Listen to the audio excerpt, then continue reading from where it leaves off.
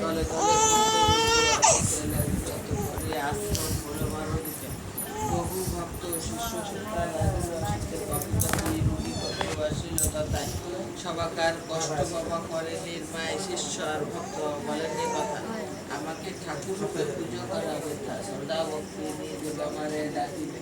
অবশ্যই সেই ভক্ত সারা পাবে আমি নেই এই কথা করুণামতি থাকবো সদা থাকারি বাজারকে জলে স্থলে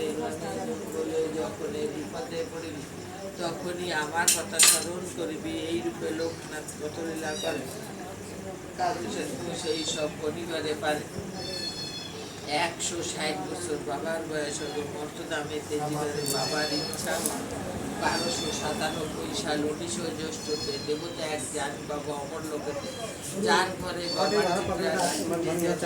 কষ্ট থাকিবে না তাহারে রোগ শোক দুঃখ কষ্ট সব দূরে যাবে পুত্র পুত্র সব সবে আনন্দে থাকিবে বাবার পাঁচালি যে বা পড়ে কিংবা শুনে গুণবান সেই জন সদা রেখো মনে কোন মন্ত্র কোন দীক্ষা নাই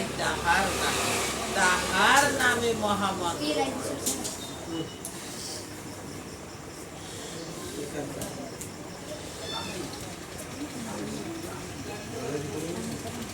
क्या बच्चे को झड़ना है क्या झड़ना की रानी ले जाओ